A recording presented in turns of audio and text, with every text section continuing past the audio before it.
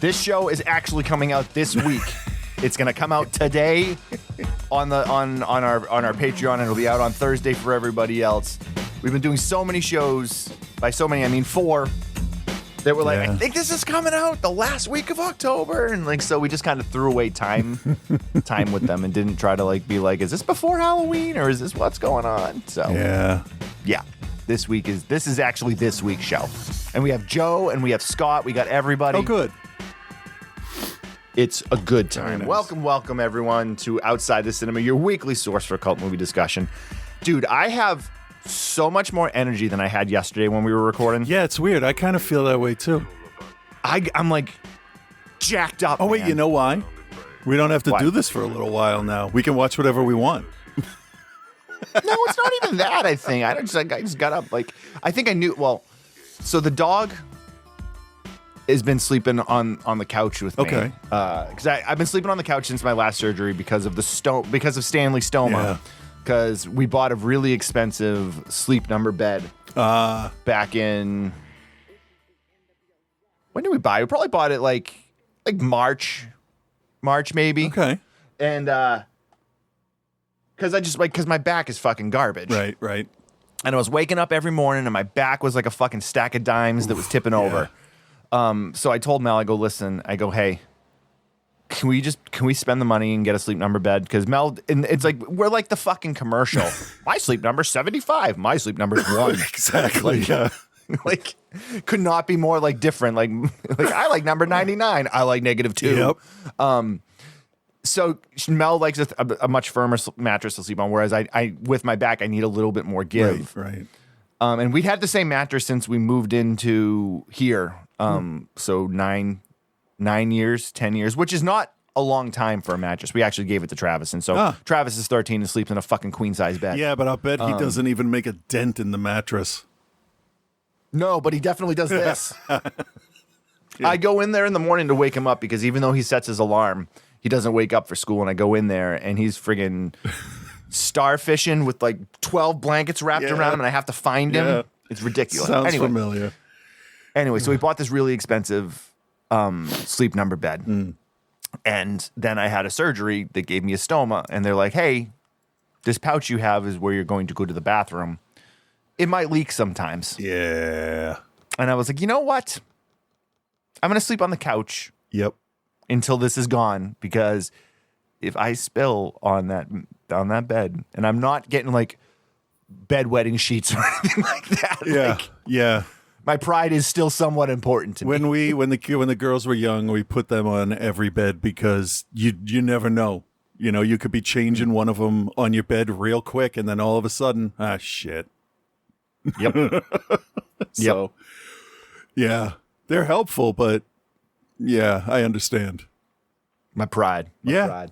Even if nobody knows, I get it. I totally understand. So Mel's bummed because after the surgery, I'll be able to sit back in the bed, and she's like been in the bed by herself for the last like 4 months, 3 months, last 3 months. So I'm like, I'm coming back. I'm like, you don't have a choice in this matter, and she's like, fucking fine. She likes me somewhat still. So Yeah, I know she does that. all right. Movies this week. Yeah, we did that. Tubi. We're doing more Tubi because it really hasn't blown up in our face too badly yet. Right. Stay tuned a couple weeks down the road. And maybe it gets there. Maybe. This week we are doing The Piper and we are doing Camp Host, two Tubi originals. I believe Camp Host might have been produced in conjunction with them. The Piper, I do not believe was. Right. Seems like it, yeah. But it's got a feel. It's got a feel. It does. So, that's not a bad thing necessarily. So. okay. Oh, I got to plug my iPad in. So I need you to talk about something because I forgot to. I shouldn't say that I didn't forget to mention it when we recorded yesterday, but I knew that it didn't make any sense to mention it yesterday because those shows weren't going to come out. But tell me about the Salem Parade. Oh, yeah. I did that. So. You did do that, yeah. I did. And I almost didn't. Because I was sitting. Classic Chris. Classic mental illness. I love you, but that is classic Chris. Yeah. But But I know I'm getting better because I had this whole thing where my entire mood just bottomed out like 3 hours before the thing. And I'm like, you know what? I don't have the flight suit. I have the pack, the meter, goggles. Like, I got stuff. I can look like one. And I wrote to the guy that was like the organizing point for the whole thing, for the group. And I said, hey, I don't have a leg hose or a blah, blah, blah. And he's like, if you look like one, that's fine. And there was no one there that was completely screen accurate, which is nice. Mm-hmm. This is not like the what's it called? Did you say that you were dressed up as a Ghostbuster so people that know what you're talking about in case for some reason they aren't following? Make sure you say that. Well, I guess I just said it. You did, yeah. So. Okay, so yeah, I got the HasLab proton pack and I've been modifying it with smoke and other lights, and I went in and edited all the sounds on the board, so they're customized to me. For instance, when you open the back of the lid of the proton pack, you get the oscillation overthruster noise and a couple of Ed 209 shutdown sounds, along with all the other sounds. And then when you close it up, it goes into the alien mother boot sequence with all of the kind of noises. And nobody else's does that because I know how to edit audio finally. So my whole goal was to use this as a way to kind of break through my problems. And my problem, I don't know. Problems is not. I don't think problems is the right word. No, well, I mean, I don't want to say mental illness, but my problem is I don't think anybody ever wants me around, and I didn't know. I've never met any of the people that I walked with. So it was also like this whole Salem Parade thing. It's a big deal. It's huge. Like, you know, it's overwhelming, I'm sure. Yeah. Yeah. And my biggest thing was, all right, Salem's going to be shut down. Where the fuck am I going to go to park? That's the most important thing. If I have a place to put my car safely, I'm good, mostly. Mm-hmm. So Dude, I hear you. I deal with worrying about that when I go to places. If I'm going to a concert in the city or whatever, I'm like, oh, yep. I gotta go like 7 hours early. Yeah, like, yeah. I ended up there before the guys with the car showed up because I didn't want to. I wanted to make sure I got parking and stuff, and it's not that far away. So I'm sitting in my room here. I'm just watching movies, and I just got really like all of the negative voices just started talking like, you're going to look like an idiot. You're 52 fucking years old. What are you doing? You stupid, like, grow. And then after about 20 minutes, I'm like, you spent a year and a half modifying that backpack. You better fucking use it. And I forced myself, like literally forced myself to get up and go over there. And then nobody else was there when I got there because that's, if I don't get there early, I'm not going to get there. And then when people showed up, they just talked to me like I was a normal person, you know, like how normal things happen. Yeah. So that was good.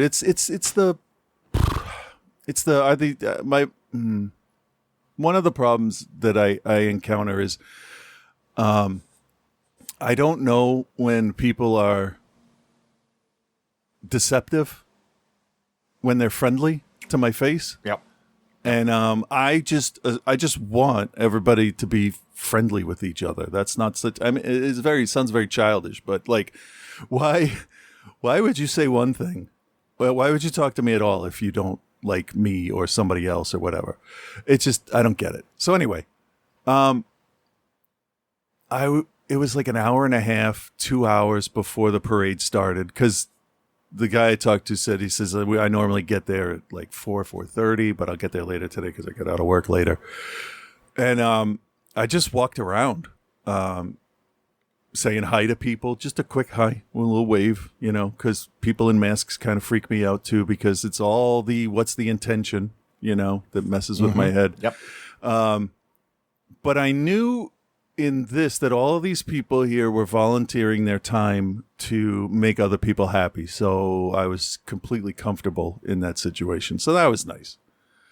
It's a whole lot of shit I got to work through every day just to leave the house. So as the parade started, We had the Ecto 1 and we had the 2016 Ecto 1 behind it, which was nice because I got to see both of them nice and up close.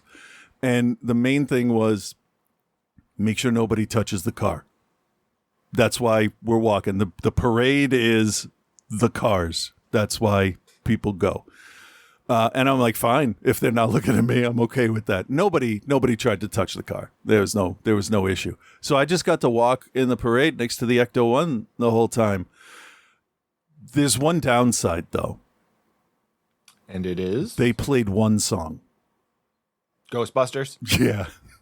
For the whole thing. Now, this gets really funny. They did throw in it was like a John Mulaney thing. Like every 10 times Ghostbusters played, Cleaning Up the Town played once. Right?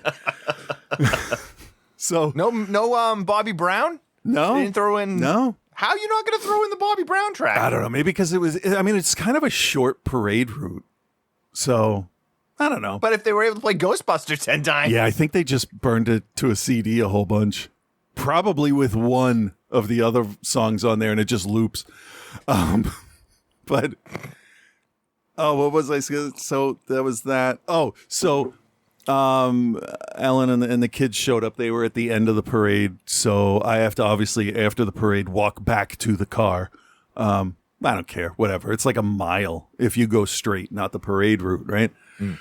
So I get in the car, talk with Nova, walked back with me. Rip went with Ellen, and I get in the car after telling Nova, I think I heard the Ghostbusters theme song about 52 times tonight. I like Ghostbusters, but I think I've had enough of this song. I turned the car on. I know where this is going. And I had a spooky playlist playing going into Salem, and I forgot what song I turned it off on. Oh, who are you going to call? Press stop. That's what we're going to do. We're going to press stop. And I listened to the song. I'm like, yeah, it's not that bad. But it was fun. It was weird because, like, I don't know. It just, like, I've never seen people happier to, like, see something. And the screaming of Ghostbusters and, like, they were just answering, you do the who you going to call it, they yell back. I was still very in my own shell. It took about halfway through for me to, like, really start looking around. But I would show off. I would turn with my back to them and then set off the smoke effect and stuff just to do that. It's my first time. I'm getting used to everything. I don't know how this shit works. It was fun. It was very sweaty, and for once, I did give a shit. It was good. They do other parades. I know they do the Pride Parade in June, and Nova was very upset that she didn't get to go to that last year because I forget what was going on, but something happened. But these guys are in it, so I can get Nova an inflatable Slimer costume, and she can march with me. That'd be nice, right? I mean, I'm not spending all that money to do a adorable get a pack for no. But on the other hand, though, I have 2 flight suits. Neither of them fit from crotch to shoulder. They're too short. Even the 4X is too short because I just tried. I'm like, I'll take it in. I don't care. So I bought 2, and I'm gonna get them sewn together so it's a little bit longer. And the last 2 pieces I need are in the mail. The leg hose. How short are they? Like knee length or? Oh, no. Since it's a full jumpsuit, I have, I guess we'll just say a huge moose knuckle. It looks like a reverse thong. It's bad. I got to tell a quick story when you're done before I forget, and then we can get into the movies. Because I just when you mentioned the suit and the moose knuckle, it made me think of something really funny. All right. Yeah. So I have the leg hose connector. They just Ectolabs just put one up for sale, and this one is a soft silicone with really good magnets in it. And they made a belt gizmo that I have to basically solder and put together, which is good because I can teach my kids how to solder. Something my father never did. And Just throwing that in there. And then I'll have a full suit. And I have patches for it, too. Oh, no. Cool. Because it's unlike the 501st where it's like, this isn't screen accurate. These two scratches aren't here. It's like, do you believe in ghosts? That's it. So I'm going to have a whole bunch of stuff like this SCP patch, this Raccoon City patch, this, what is this one? Cryptozoology Tracking Society Chupacabra, and one of these, Yo-Yo-Dine from Buckaroo Banzai. So it's, I also have Outpost 31 and the Nostromo, and it's like the guy that Ronald, Ivan, who was my contact guy, he had his own pack on that day that has a plasma ball in the middle, and like, just, it's like, if it looks like it fits the world, it's fine. So in this world, with this new Tobin Spirit Guide that's coming out from Magnolia Press, that's like $300-400. It's the best book I've ever seen as far as crossover stuff goes, because as they're flipping through this book, like, there's entries for the lament configuration, and like it incorporates almost every horror movie thing into it as part of the Ghostbusters like spirit world. And it sounds really interesting. So that means everything is fair. There's swamp things and ghosts and goblins and troll twos and all of it's there, which is really nice because then like they can fit in anywhere. Oh yeah, and I also have my PKE meter and trap coming from Hasbro whenever they decide to send those out. It's a lot of gear. All right. It's a lot of gear. Yeah, and that pack got heavy, but I'm wearing my pack outside and nobody's making fun of me. I'm gonna wear this all day. You're a big dude. And you do it. When I face the camera, it disappears completely behind me. You can't see it, but that's all right. Post some pictures in the Facebook group. I don't think you've posted any pictures in the Facebook group. Oh, okay, yeah, I put them up on Instagram, but I'll do a little thing. What's that called? A gallery or book or what are they called? You can do all of those things. Album. That's the word. An album. Yeah. I don't have too many pictures because I was on the opposite side of the car from where everybody I knew was standing. So, but I took some. So, but that was fun, and I actually feel. This might sound weird, but I think there's people out there that might get it. I actually felt bigger, like more confident, more grounded to be just accepted by a group of people I'd never met, and like to just go out and have fun with them with no ulterior motive for it. And it was nice. I know exactly what you mean. I do. And I don't. It's kind of like It's kind of like when you go to karaoke and you're like, I'm not doing karaoke. Because you're embarrassed. Yeah. You're like, oh, well, I can't sing well. And then you do it and you realize that nobody fucking cares that you can't sing. Right. Everyone's there to have a good time. And then you're like, I'm going to sing every karaoke song. And then you just have a really good time. It's kind of that same thing where like, I don't know if I want to walk. But then you get in there with the people and know that everybody's in there for the same thing that you are. And then you relax and you have a great time. Right. I'm real close to doing that. Because I get that that's how it is. Like you just go in to have fun. It doesn't matter your level of talent. But nobody's gonna fucking care. I haven't got to that point yet with my own self-confidence. Like the next thing I think I'm doing that's out of my comfort zone will be the haunted halls that the museum does. And we can show up in costumes. And what's nice is I could take mine off and I still look like a normal worker. I can just wear the boiler suit and still go fix stuff or whatever. That's fine. But yeah. So what was your thing with? So this is just real quick. So Travis is doing what he is calling his last trick or treating. This year. He's like, I think I'm probably a year too old. I'm like, you're never too old. I'm like, if you want to do it, you do it. He's like, no, but like most of my friends aren't doing it. We told the kids because of COVID, they get extra time. They get extra years. Yeah, I go, do whatever you want. He's like, yeah, all right, cool. So he's like, he goes to Spirit to get his Halloween costume, and him and his group of friends are going to do like a creepy escape prisoner purge type thing or whatever. Getting ready for when Trump wants that one day of lawlessness. I know, they're getting ready for it. So he comes home, and I'm like, what'd you get? He's like, oh, I got a mask. We got this like kind of like weird clown, like a weird like creepy clown mask or whatever. And he's like, oh, and I bought a prison jumpsuit, an orange jumpsuit. I'm like, oh, cool. I'm like, can I see it? And he was kind of weird about letting me see it. And I'm like, well, I fucking paid for it. So, and he shows it to me. Yeah. And the first thing he says is like, I really wanted to get one that was sleeveless.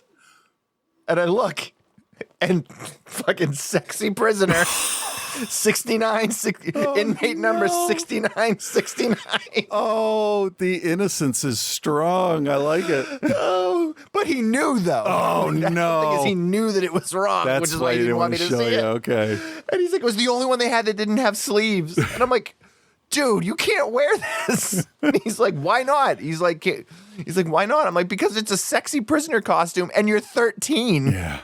Yeah. And he's like, but I go, listen, man. I'm like, where are you going to go trick or treating? He's like, oh, we're going to go over to Andy's house. I'm like, so you're going to go to like 4 houses of parents you know. I'm like, when Brody's mom opens the door and you're standing there and you're sleeveless, Department of Corrections, inmate 6969 with the thing and the like the square thing with like the inmate number on it. Like, I'm like, you can't do that, man. And he stops and he's like, oh yeah, well no, I guess not. I guess not. And I'm like, you got to return it, dude. So oh, that's great. It was hilarious, but then it actually gets funnier, believe it or not. Oh no. He's like, I'm like, well, maybe we could cover it with tape or like, you know, get the hot dryer out and maybe heat it up enough to be able to peel the numbers off. Yeah. I'm like, and then so he's like, all right. I'm like, does it fit good? He's like, oh, I didn't try it on. Oh. I go, you didn't try it on? Oh no. He goes, they didn't have a dressing room there. I'm like, they absolutely did have a dressing room there. Go try it on. Yeah. He comes back out, and when I say that this thing was like hilariously large on him. Oh wow. That's even funnier. Like, the crotch was down at the knees. Wait, And do you still have it? I might need that. No, we returned it. We returned it. It was like $70 or something. Wow. Ridiculous. Oh. Spirit Halloween is not a cheap spot anymore. No. So I'm like, now we got to return it because it doesn't even fit you, man. He's like, it's an adult small. Why is it so big? I go, because you're 13. Yeah. He's like, yeah, but I'm 5'10". And I'm like, yeah, but you're 13. Yeah, I'm but like, he has a 6-inch waist, right? Isn't he a little? Yeah, I go, you don't have an adult man's body. Yeah. I'm like, you're 5'10", but you weigh 103 pounds. Yeah. Yeah. So he goes to return it, and he gets another one and brings it back home, and it's got sleeves and stuff. And I go, what size did you get? And he goes, oh, I got a kid's 12 to 14. And I go, oh, did you try it on? And he goes, nope. And I go, oh, you should probably go try it on. Knowing full well what it was going to look like when he stepped out, because I knew as soon as he said it, he goes, I'm 13. This is a 12 to 14. Yeah. It'll fit me. Yeah. He comes out, and just like you said earlier, it was a little small. Yeah. A little small. The legs came down to his knees. So before it was the crotch down at the knees. And he comes out, and it's like Millhouse's extra small, like, waiter pants or whatever. Oh, jeez. And I just started laughing, and he goes, oh, man, what the fuck?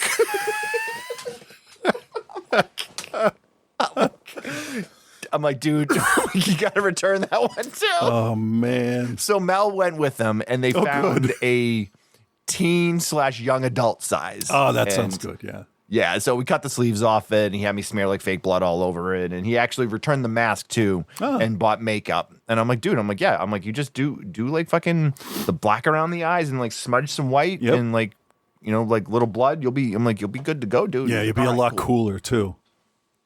I'm like, those latex and I masks. said to him, I go, every time you've bought a mask, you wear it for like literally like 5 minutes. Yeah. Yeah. And you take it off. I did that one Halloween, and I'm like, nah, I'm not doing that again. Yeah, no, me either. Anyway, we should get into these reviews. I guess. Which one do you want to do first? You want to do the camp host? You want to do the Piper? Let's do a Piper first. All right, the Piper. I think I got a trailer for it, so. Yep. Do you think I'll ever be as good as you? What you hear isn't so important. You'll feel it. Mr. Gustafson, have you decided on what we're going to play yet? Melanie, your music, it is good, but soft. I'm looking for something controversial, dangerous. What do you know about Catherine's first concerto? You're gonna perform the concerto for children? She didn't want it performed. That concerto was what she was trying to burn when she set herself on fire.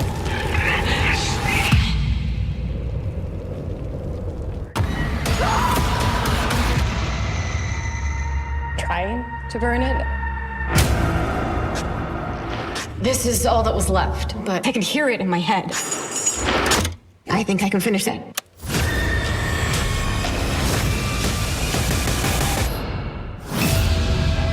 Music is powerful. Mom? In the Middle Ages, they believed music will send people into trances, go insane. There's something very wrong with this music. I listened to it. Felt it in my head.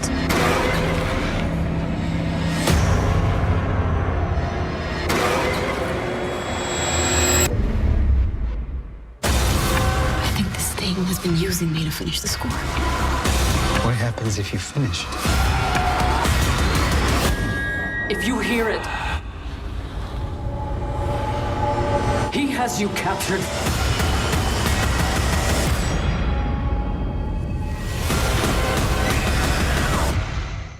The Piper. Sweet. No, stop.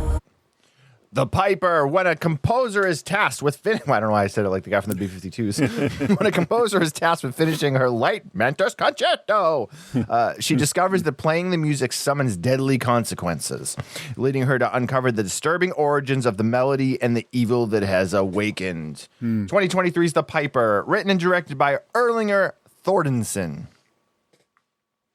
Erlinger Thordenson. Okay. Directed a film called Cold, a film called Rift, and a film called Into the Dark. Or he wrote Into the Dark, but directed Cold and Rift. So not anything that I am familiar with. Seems like he's he also directed something called Child Eater. I may need to check that out. Child Eater. And looks like there was a short of it. Okay. Also. Anyway, nobody's really recognizable in this other than one. Julian Sands plays Gustafsson, the conductor. Yeah. I forgot that he had passed away. Yeah. Every time I saw him, it was just another like, oh shit, the Warlock's dead. Yeah, and like the circumstances of him his passing are just so sad and scary. Yeah. And this was close to it, right? So he wasn't. This was his final film. Yeah. This was his final film. Yeah. He was out hiking on Mount Baldy in California and disappeared, and then they found his body 5 months later. I forgot that. Yeah, that's fucking sucks. That's horrifying. This movie though, I think is a very fitting kind of swan song for him though. Yeah, he gets to really flex what we all liked about him. He does a great job, yeah. And this film, while watching it, I got, and I'm thinking because Julian Sands was there, heavy vibes of like the full moon features and like, but not not like the cheesy stuff, like Dark Angel and like stuff like that. Yeah. There's a specific one I'm trying to think of. Let me see if I can look it up real quick. Okay. Because he's been in so much stuff. But so why don't you explain some of the story here while I'm looking this up? Okay. So the whole thing starts off with a woman who is involved with music and is trying to burn it and freaking out. And I mean, it really just drops you straight into what ends up being like the last act of this piece of music because it's existed for a long time. It's sort of the same as the premise of Lords of Salem, where a piece of music will do certain things, will summon demons or open a portal or do whatever. And that's kind of the underlying thing for the whole thing. But the problem is that like she was part of this orchestra and she died. They're going to play this piece, but nobody has it. The family doesn't want them to play it because it caused so many problems. and our main character has decided, fuck all that. I'm doing what my conductor wants because I need to be better than this other flute player who's a dick. But she wants to be. Yes. She want her for real though. Her career. She wants her career to go further. So the films I'm thinking of is stuff like Wishmaster and like those early H.P. Lovecrafts, like From Beyond. Yeah, but a little stuff like that. A little more slick. It feels like it had The one Prophecy is polish. another one that kind of got the feel like that. Yeah. That's a good one. This has got a very, very 90s direct-to-video horror feel to it, which is not a bad thing. Right. Continue, right. my friend. That's the premise of it. And before I go into it further, I would like to say that if you have a movie that is predicated on a piece of music, you can go one of two ways. Now, with Lords of Salem, because it's the most recent one I can remember parts of, the music piece in that wasn't meant to be like a music piece that you listen to. It was a musical spell, and that's why it was so plain and droning, because it's like you're praying. The music's praying to unleash the spirits. This one, my big thing is your music needs to fit what you're trying to say. And for 3/4 of the movie, the pieces they were playing were so simple. I was like, what is the big deal about this? I don't understand it. And then it hits the music for the movie, the incidental music, and it's like, oh, that's good. That's actually fitting and very loud and orchestral, and And then you get the other one, and it's like beep beep boop beep boop. But then we're just hearing the flute, right? Right. It got better, but I don't think the music ever hit where they had hyped it up to. Yeah, but I think the story that they're telling with it being this ancient old piece of music, like there wasn't like I'm being real nitpicky about it right now. It's kind of like this movie is a horror movie for musicians, like the you get the movies about writers, and that's like just for writers, like that's the primary audience kind of thing.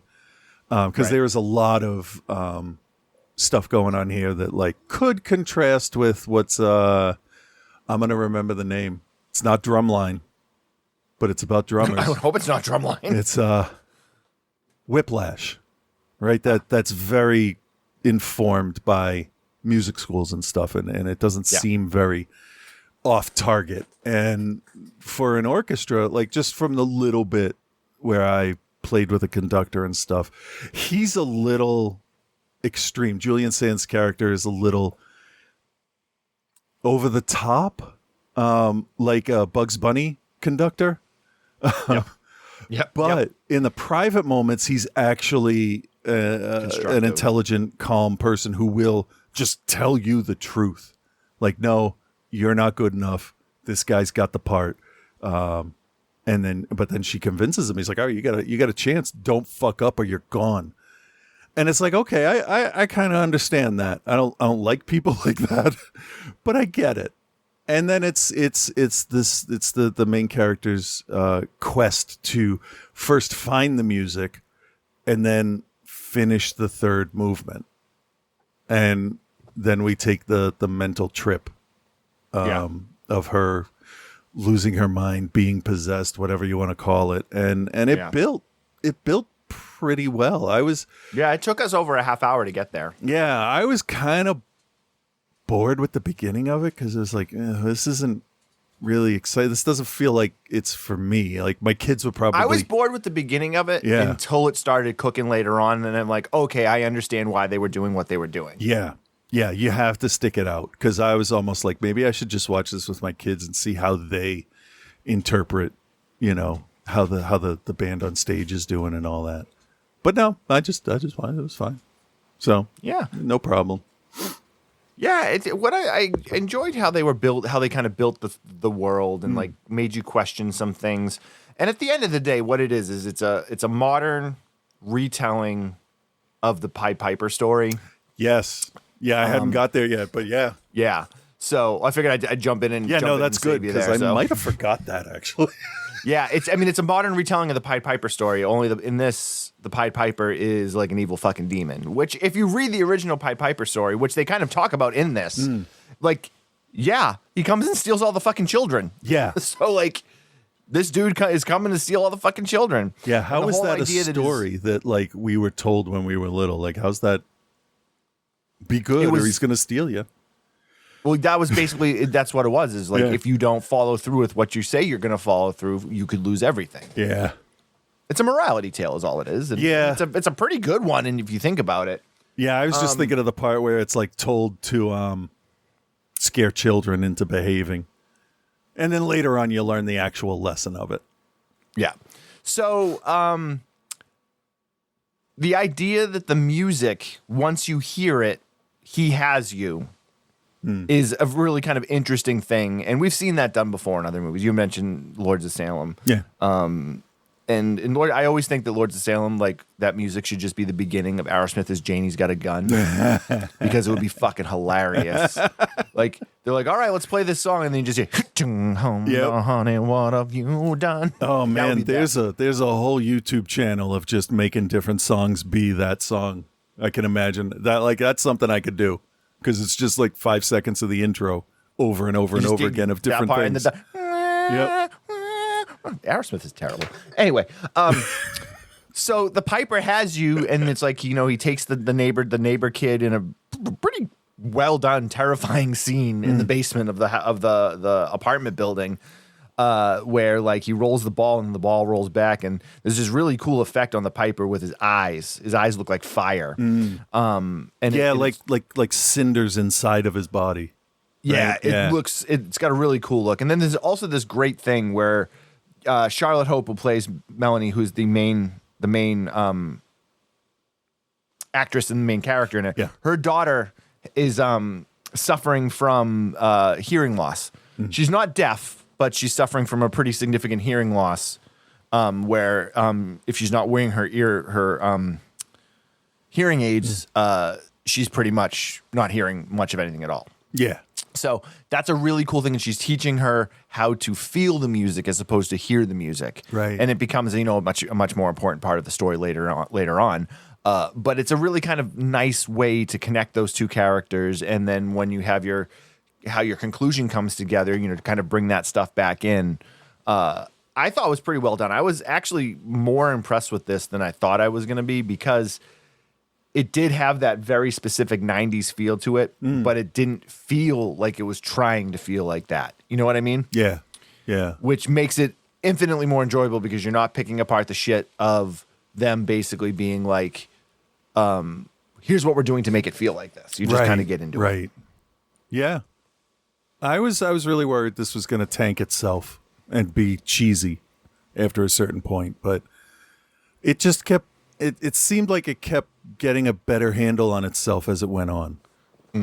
And the setting for the whole thing, all of the, what the hell's that noise? Anyway, I'm out of my mind. The apartment she's in, the lighting, everything just, it sort of goes from bright and inviting to dark and ill almost. And it's pretty interesting how it kept everything together but still changing. It's like in Silent Hill, the woman, Rhoda Mitchell's outfit goes from light colors to blood red to a dark, like dried blood color through the course of the movie to show how the town's affecting her, that kind of thing, to give you a visual representation. And this didn't skimp on that either, which is kind of nice. Yeah. I was more impressed than I thought I would be, because it's called The Piper, and it has kind of I'll call it a 20-minut poster. It's got a poster that's straight out of the 90s video boxes. It really is. It really, yeah. All right, let's grade it. Okay. All right, Christopher, The Piper. Do you recommend, and what is your grade? I will recommend this, but this is like an early evening Halloween kind of movie. It's a little too heavy for kids, for a daytime thing, and it's too light, I feel, for the other stuff we would recommend. But I think for mainstream horror watchers, this isn't bad. I think people like us, we might not really get much out of it, except some interesting visuals, maybe some ideas we hadn't seen before. But all in all, it wasn't bad. It's not my favorite of the Tubi ones that we've watched, but it also won't fall in the worst list. So I'm gonna give it a C+. I think it's good, but it still feels like it's aping on some other stuff that came before it. Not terribly though, but that's all because of, if I hadn't seen anything like that before, then it wouldn't be a thing. It wouldn't come up. But this is just my personal, history of movies. I've seen Lords of Salem and haunted cassettes and videotapes and all that. And it's really tough, I think, sometimes to make it fresh and original. And to set this in a professional orchestra setting was the change I think it needed. Okay. Cool. So yeah, I had to. All right. I'm going to agree with you for the most part. I think I liked it a little more than you did. I'm definitely going to recommend it, if not just for Julian Sand's final performance. Yeah. It's solid. It's solid. It's not breaking any ground or doing anything you've never seen before. The effects I thought were pretty good for the budget they were on, except for the CGI rats. That wasn't very good. Oh yeah. I can forgive one bad effect. Yeah, but overall, I mean, it was good. It built a nice atmosphere. The music worked for what it was. And overall, I enjoyed it. The score built as she's writing it, as she's learning what she's doing. I'm going to keep saying that, and not what really happened. It gets bigger and more bombastic and more. It feels as big as you want it to be, as menacing as it should be by the end. So don't listen to the 6 notes that she plays on the flute and be like, oh, that's the fucking song, because that was my head. And but if you do think like that, you'll be a little more impressed when the final piece is played. But that's got to be such a daunting thing for like the guy writing the score. Like, you need to write a piece of music that's like been just sent to the bowels of hell, never to be played again. Okay. This is my second movie, right? In reality, if you were going to have a song that was going to be from the bowels of hell, it wouldn't sound like the bowels of hell. It would sound like fucking baby metal or something. I don't know. Well, from what I remember, maybe in the 90s, after the whole Satanic Panic thing passed, they talked to people that were involved in, the counter culture to the to the PMRC or whoever was in charge of Satan shit back then. And they asked them a whole bunch of questions, and the music that they listened to the most is classical. Yeah, It makes total sense. Like, metal is too obvious, and classical's nice. Plus, you get all the genres. Unless it's like a symphonic metal that's based, in the classical. Anyway, I got to finish grading this dude. Oh shit! Yeah, sorry, I thought you did. Nope. I didn't get that far. I'm going to go B-. B-, mostly for Julian Sands, but it's solid. It's solid. I agree. Not the best Tubi one we've watched yet, but far from the worst. So. Right. There you go. Okay, next. The Camp Host. Another Tubi original. I do have a trailer here.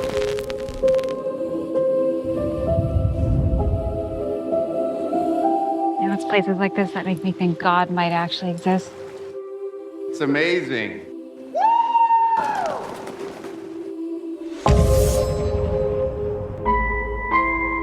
There's the camp host. We don't get many campers this time of year.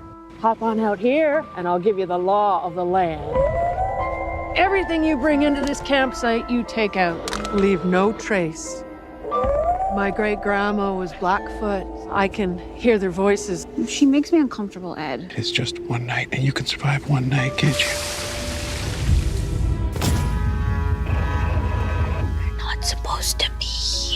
What?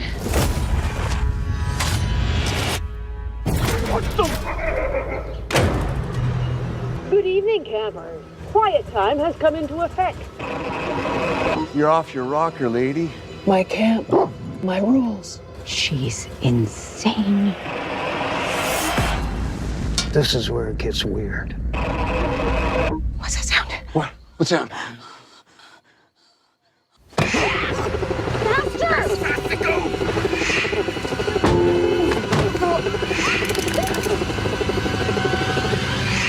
Oh, I wasn't scared, so. Oh, you were. Okay, good. Jesus. All right, the camp host.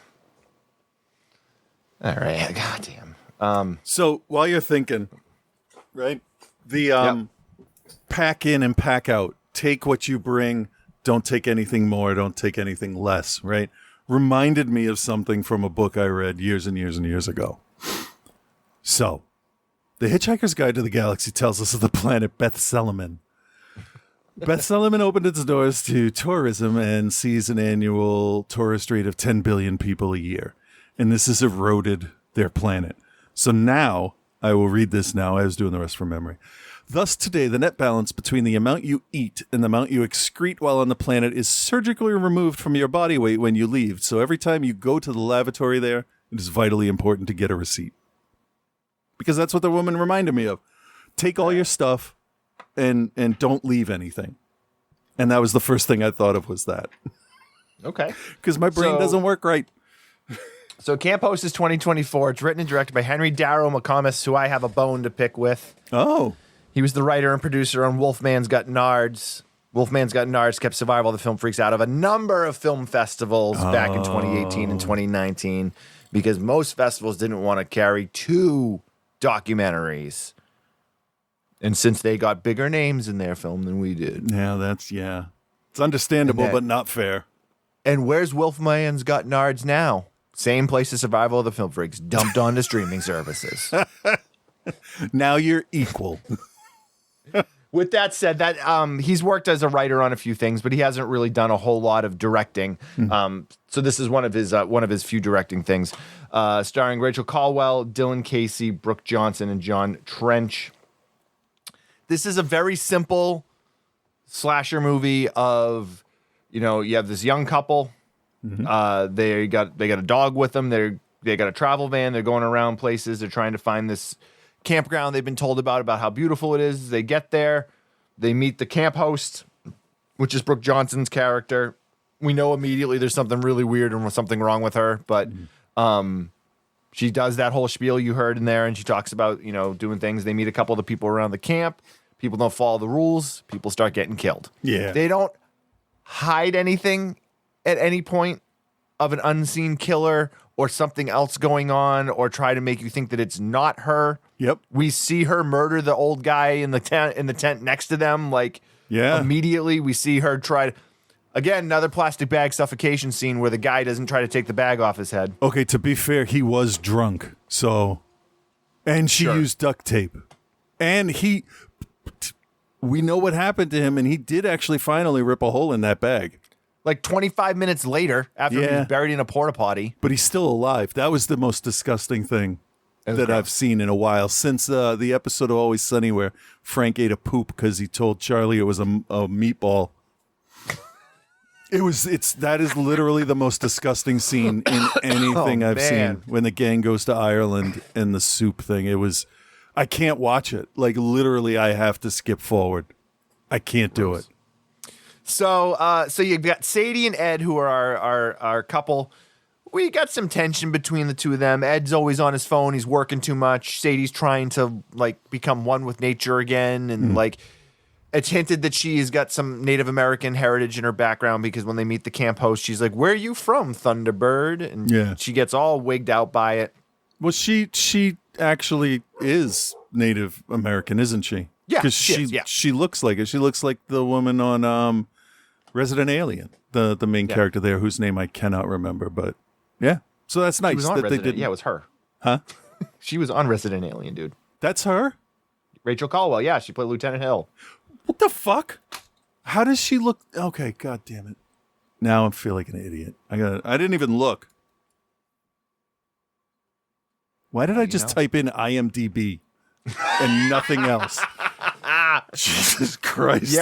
Yep, that's Chris, ladies and gentlemen. Give it up for him. It's early. It's early for me. It is early. I will give And you it's that. raining now, finally, like we were talking about. It was pouring a minute ago. Anyway, so they're trying to, work through their things. They're in the camp. They got a dog that's missing a leg, which is I always find adorable. Yeah. Like, damn, that dog's working it. He's a champion. Absolutely. And unfortunately, there's really not much going on in this movie. It's not done poorly. But there's a number of things that like they kind of start to like the Indian thing. I'm sorry.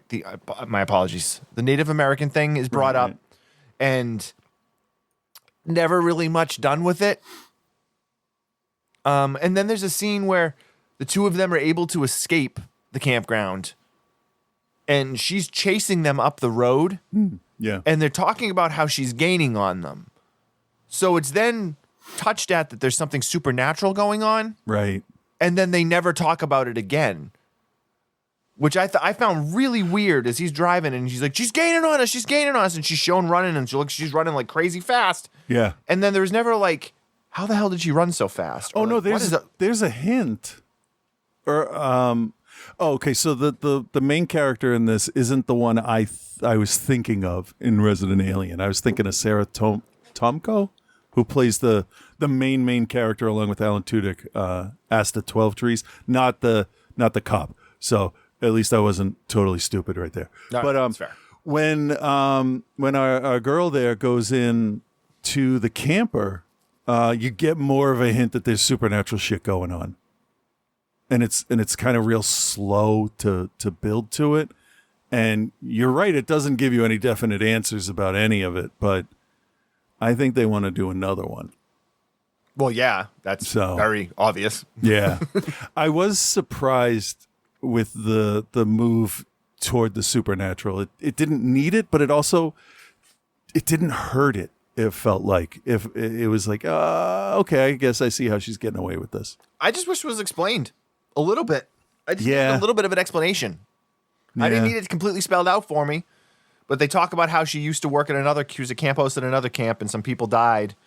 And now she's camp hosting again. It's like, why did that guy know so much information about her? And then all of a sudden she just murders him. It's like, because it seemed like he had a history with her. And then like, oh, you weren't watching your fire, so. Yeah. Oh, that's the big thing is she has her rules for the campground. And if you don't follow them, she Voorheeses you. Immediately. It's pretty much, she is pretty much like Jason. Don't have sex, don't do drugs, don't be a fucking asshole, and I won't kill you and get off my land. Except the opposite, stay on my land. Right. This is a weird movie. It's weird. It is. As I was sitting there watching it, I said that to myself. I'm like, this is a strange flick. I don't really know if they were trying to be funny and comedic, or if it was hitting that way because it was done poorly. Like, and so it didn't really end up being either at the end of the thing when I was done watching it. Like, the poster is garbage. It's like terrible. No argument there. And there's nothing happens in this that it plays out exactly like you would expect it to. Mm-hmm. The only thing that was a little bit was when they got away halfway through the movie, and then they were like, "Oh, the dog's not in the car, so we got to go back for the dog." Which I get. Oh no, I would absolutely kill a person if they had my dog and wouldn't give it to me. Yeah. Yeah, it's just the decision-making process that they go through rather than like finding somebody, like some sort of cops or somebody to be like, "Hey, come back with us. She's got our dog. She killed this guy." Yeah. Like, there's a lot of things that they could have done. Either way, it doesn't really matter. They did sort of hint that if like anything else happened, she was going to kill the dog. Right? That was sort when of they there. when they went back, she told them that. But prior to that, I think they figured that I mean, they would lose there's no way they could get the dog back if they went back with the cops. Like, you're giving this way too much credit. Well, I kind of enjoyed it. You give it way too much credit. I didn't dislike it. I just didn't. I had a lot of issues. What I really liked about this is it seemed like they were trying to parody the different levels of eco-awareness, I guess is a way to say it. I guess, yeah. And okay, when you're not a fan of something and you try to parody that thing, it to me sometimes comes off as just mean-spirited or FOMO or whatever you want to call it. And this kind of feels like somebody's like, okay, I understand. We got to cut our emissions. We got to do this and that, greenhouse gases and all that. But here's people that take it way too far, and it's funny. So yeah. I feel like it's a bit of a parody, and it actually kind of worked, as opposed to, like, I'll just say Matt Walsh's Lady Ballers, which doesn't fucking understand a fucking thing in the world about writing, comedy, human behavior, compassion, any of that. This actually, I think, had a couple of decent jokes at the movement's expense, but not in a mean-spirited way. Because there's always going to be people that take things too far. And there's always going to be self-righteous people that think they're doing enough. And I like that. I think it hit on them pretty well. Anyway, I will say I started this, stopped it. I'm like, this is garbage. And then when I went back and gave it a little bit more, I'm like, okay, this woman's a little different than the rest. Yeah, but there's no story arc. No, and I want to say there's no arc to this. Dude, it's like it's the flattest story I've ever seen. Like, it's straight up a Friday the 13th, outline. But at least in a lot of the Friday the 13th, you get some sort of other story thing going on. This didn't have that. No, you had the stuff between the husband and wife, and in the end, they did finally learn how to be there for each other. Yeah. So it felt like, in the end, for me, like a personal journey that they needed to go on. And if she had killed the dog, I would have checked out of the movie, because that dog was awesome. The one thing that this movie has permanently done for me, I like drawing. This is going to sound really sexist, all right? But I'm sorry. I really like when someone is lit from behind and you can see through their, like, sundress or nightgown or whatever in a silhouette, and it's supposed to be alluring and sensual and that kind of thing. And I like that. I like pictures like that. The Eva Green on the Sin City 2 poster. Beautiful. So fucking sexist, dude. Yeah, I know. And I feel bad about it. But no, fine. This woman ruined that for me, because there's a few scenes of her. And now, I want to be clear. It's not because she's an old woman. It's not because she has unkempt hair and she looks like a dirty hippie. It's because she's a maniac. And they show her lit from behind by firelight, by car headlights, as a silhouette. And, like, it's not revealing or anything at all, but you can definitely see her body and the way she's moving, and then the flow of the clothing. It looked nice, but, like, she's a maniac. She's literally insane. And now I can't enjoy that anymore. Just Well, there you go. I don't know. I really like drawing sheer clothing on any kind of character. It's just a fun challenge. And now I don't want to do that anymore. Oh. All right, Chris, do you recommend it? What is your grade for the camp host? I am actually going to recommend this. This is a nice brainless kind of, are they going to get away kind of thing. It's a watered down Hills Have Eyes with only one bad guy. It doesn't give you more than you expect, if you don't expect a lot. I thought it was a good setup, and I thought it felt like act one of a much larger story at the end. And I like that they did that, and I like the decision our main characters made at the end, and then the reveal after that of what their decision would have led to. That was obvious, but it was a nice little thing. And if you watch it, you'll see, and it'll explain a lot about a bunch of the information you have from the rest of the movie. So I recommend it. Yeah. More than a moderate recommend, but not a solid recommend. And yeah, I'm gonna give it a C+ as well. It's a different C+ than the other one, but it's the same grade because I don't think it can go any higher. I am very interested to see if they do another one though. Yeah, I hope they don't. I can give it like the most mild of recommends, like brainless October month. I want to watch a horror movie. Like, yeah, I got to fit 31 of them in here this month. Yeah, you can toss it in. It's short, runs just over 90 minutes. It's like 93 minutes or something like that. I mean, I've seen far, far worse things. Like this didn't make me angry, right? But it was just very, very flat. And there's no story. There's no story. The story is she's the camp host. Follow her rules or she'll kill you. And that's it. Yeah. I mean, it's pretty simple, right? It's what I just said. Yeah. There's no story. Like there's nothing going on. Yeah. None of these people should have fucked up. So I'm going to grade it lower than you. That's fair. I'm going to go with a C-. C-, borderline straight C. Something you can throw on if you're scrolling through Tubi and you just want something to like mindlessly watch. You can do that, and it's not even like there's a lot of like great like kills or effects in it because it's a very small cast. It's only 1, 2, 3, 4, 5, 6 people total in the dog. Yeah, I think it's more the shock of the violence when you're not expecting it is what we're supposed to understand. I guess I don't know. Sure, whatever.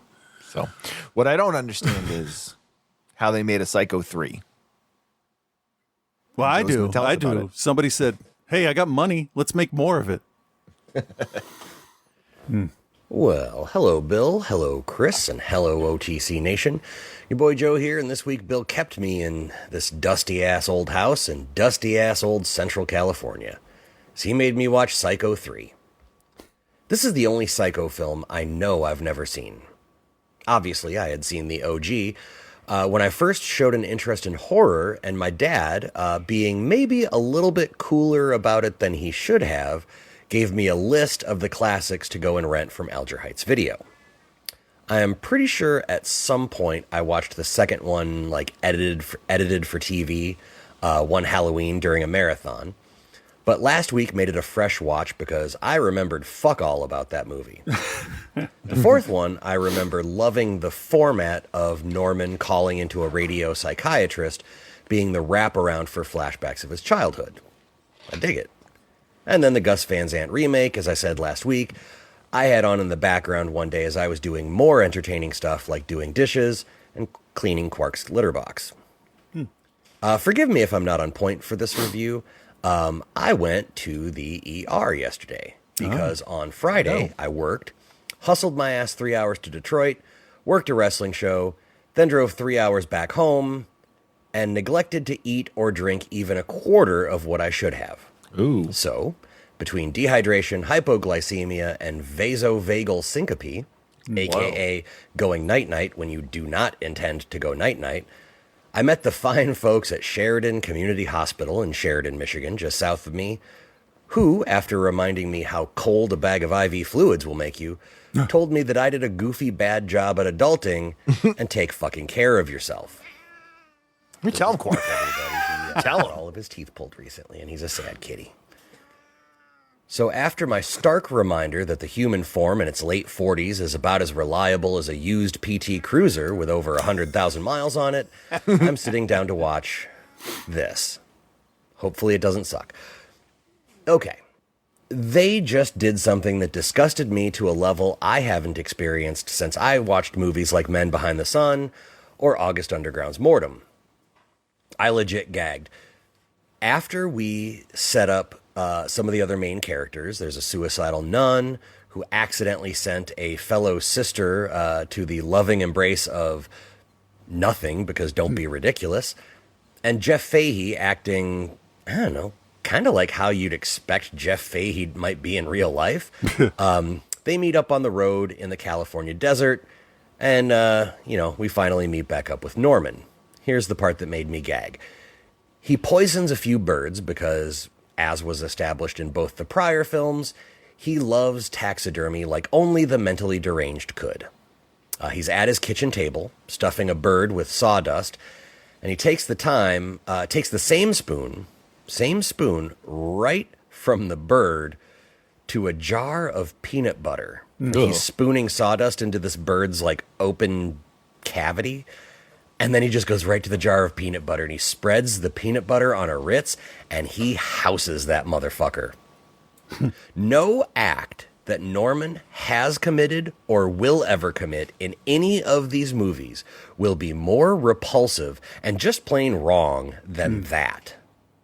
Like, I was vaguely sympathetic to this milquetoast nerd and his mental health issues deeper than the Marianas Trench, but not anymore. Eating peanut butter with the same spoon you just used on a presumably bacteria-riddled flying rat is worse than anything Barker or Cronenberg have ever conceived. All right, I took a pause to brush my teeth, and on with the movie. This is a bit of a rehash of the second film, as Norman is constantly being harassed by people who either want to exploit him or put him back in the asylum, and nobody in sight has good intentions except for the sheriff, who perpetually babyfaces a man who is obviously and noticeably agitated and unwell. And it's not doing anyone, especially Norman, any good. I think that's the whole thing with the second and third movies, though. None of these characters are blown so far out of realism that you haven't met someone like them.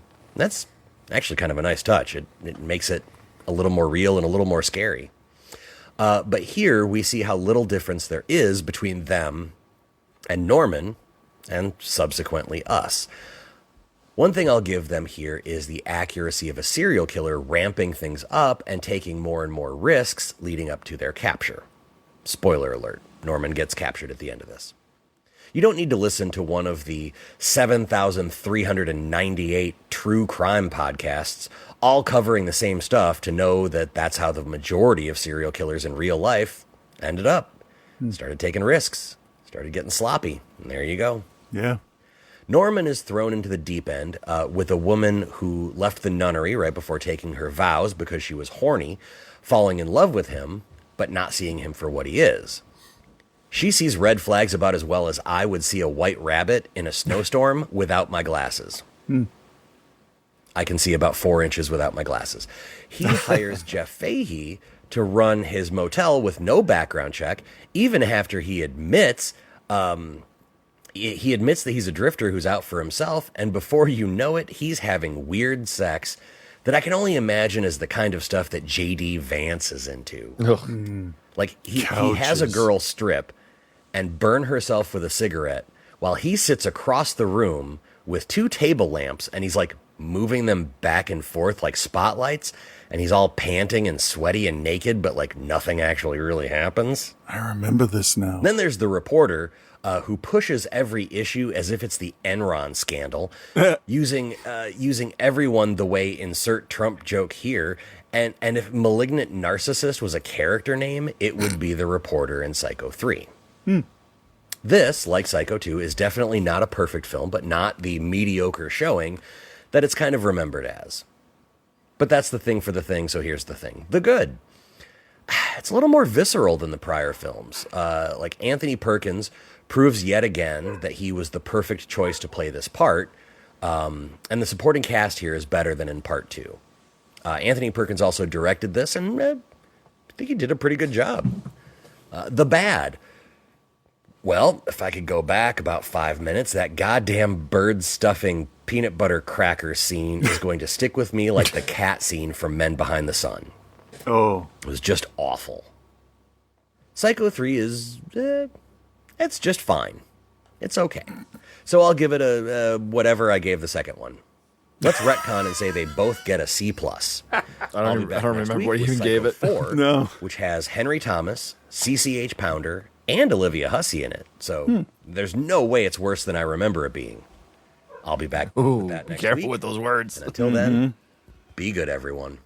All right, Joe, thank you very much. You guys won't hear Joe's review of that for 4 weeks. Yeah. Because we gave him pre-recorded the plenty next of 4 time to episodes. watch it. Yeah. So, Joe, take a break. Take a couple weeks to yourself. mend that broken back or whatever happened to you.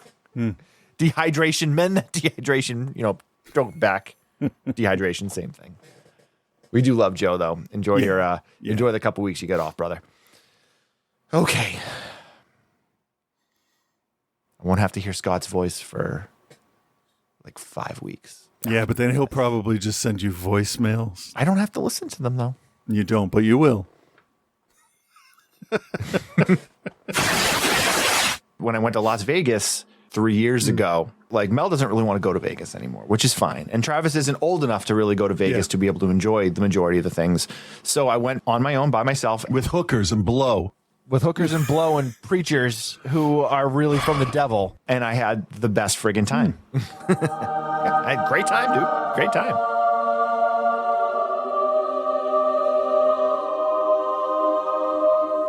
What? Yeah. Holy shit. Yeah. With Reverend Scott. Don't talk to the dirty Elmos.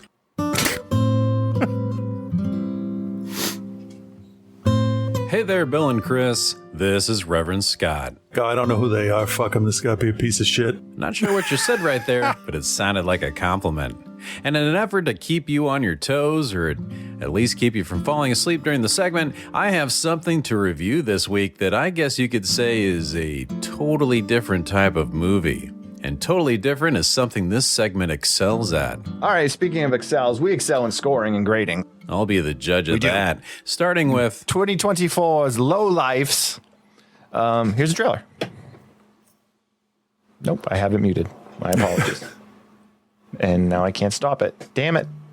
All right, sorry. Oh, don't be sorry, Bill. I'm not shocked. I am shocked that they don't give away the twist in the trailer. I guess we'll never know, will we?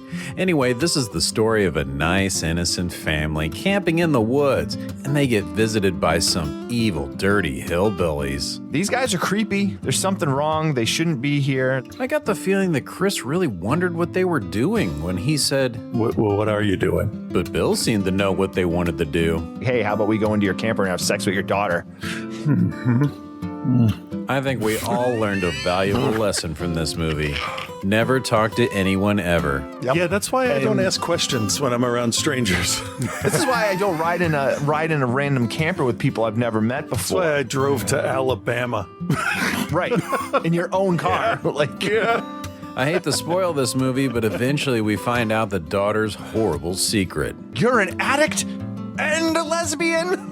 Wow, chilling. I give Low Life a B+, and the review gets a B+ as well. So far so good, guys, but what about The Last Exit, aka Little Bone Lodge? A guy and a brother show up at a remote family cabin, and the bro is injured and they want help, but no one wants to help them. But reluctantly, the family does anyway. I mean, it gets them in the house. That's what you really want. Yeah. I just said that they don't want that. Anyway, the guys are lying, but I think the family was lying too. But we have to get somewhere. We need to use your phone. And she's like, oh, we don't have a phone. Of course not. Nobody has phones. This sure seems suspicious. Immediately, Detective Bill was on the case. Now, at this point, I know something's going on. I don't know exactly what it is, but I know, something's going on, and this is a two-sided thing happening here. But not so much that he knew where in the world this was even taking place. Scotland, there's remote places in Scotland, but it's... Is it supposed to be Scotland? Well... A bunch of violent shit happens and the movie's over. The end. I give Little Bone Exit a B. And the review gets a B+ again. Consistent. So remember a few minutes ago when I said I was going to review a totally different type of movie? Well, this week, I'm going to talk about the new, graphically violent, horror splatter gore flick, The Wild Robot. Yeah, that's a totally different type of movie.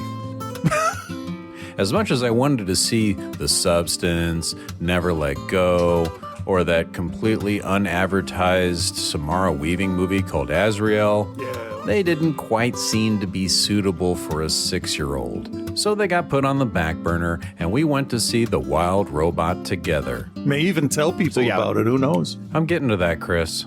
So this is based on a series of books by somebody. But I can't read, so I have no idea if those are even worth checking out. But I am going to tell you this movie is worth checking out, whether you like it or not. You've been warned. We are moving on. So even though I can't tell you about the books, what I can tell you is that Roz, or more specifically, Rosum Unit 7134, a multi-purpose robot, crash lands accidentally into an island inhabited only with animals. And unlike Chris found in his recent trip, Roz found things to be very action-packed. I finally managed to do the uneventful trip to Silent Hill. And I haven't died yet, so there's no curse. Roz spends a lot of time looking for a purpose, a job to do, something to fulfill, and listening to all the animals scream in fear and run away from her. Even after learning their language, Roz still cannot find this purpose that she's looking for.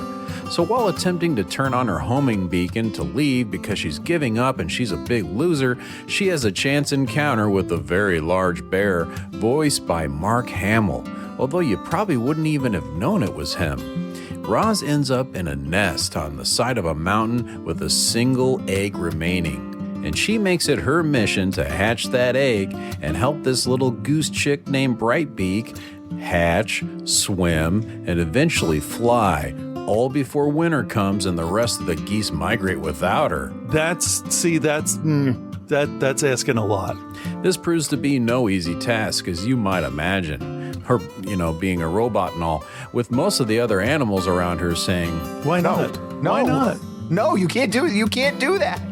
But with the help of Fink the Fox, voiced by Pedro Pascal, who is contractually obligated to be in everything, Roz learns a lot about the animal world and trying to be a mother. But of course, it's not all fun and games, because Roz is property of a very large company that wants their robot back. And it's also very interested in how Roz has altered her core programming. They send special robots that wreak havoc on the island trying to get Roz back, and they don't care what damage they cause in the process. It's like, yeah, you took from me, and now I'm taking everything from you. And there's nothing you can do about it, and you're going to have to watch it all happen. That's what makes a bad guy. Who will die? Who will survive? Will Roz's brain be completely wiped and she'll forget everything she's learned and everyone that she's grown to love? Will Brightbeak migrate? Will Roz ever be saved from the company that made her? But ultimately, it's a kids movie, so... Not much happened in here that I wasn't like, well, obviously. I guess the real surprise is how emotional a film about a robot and some animals can really be.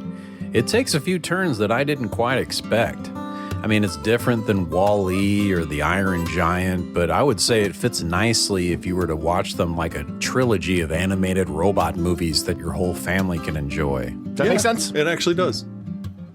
Cool. Overall, I give The Wild Robot a B+.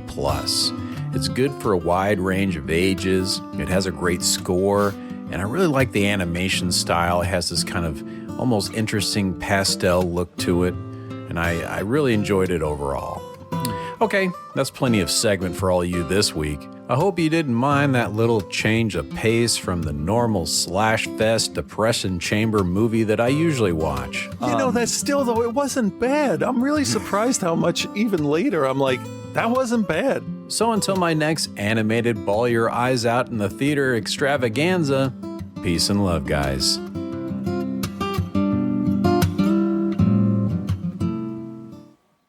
Outside the Cinema with Bill and Chris, always striving to be the creepiest podcast hosts on the internet. You should probably put some porn on your computer so that we look creepier. Butthole, butthole, butthole, butthole. Boy, I said the word butthole a lot there, huh? Say it again. Okay. I'm pretty sure nothing. All right, the day is finally here. It's the last show until like the first week in November. I'm gonna go get my stoma fixed. Hopefully be healthy as a horse. A healthy horse, though, not an unhealthy horse. I want to be as healthy as a healthy horse. Yeah. Anyway. Speaking of horses, Rip came in the room the other day, handed me a bottle of glue and said, "Here's your horse." Like, all right, thanks. Follow us on Instagram at OTCBill at Cthulhu. Follow our Facebook group. Just go into Facebook, search groups like look up Outside the Cinema. And join our Patreon at patreon.com/Outside the Cinema. I'm going to be laid up for the next month and a half or so. So that would be cool. Yeah. Agreed. That's it. Okay. We'll be back next week and in 5 weeks. Yeah. And we won't and we will. Yes. And no. Everyone have a good week. Bye.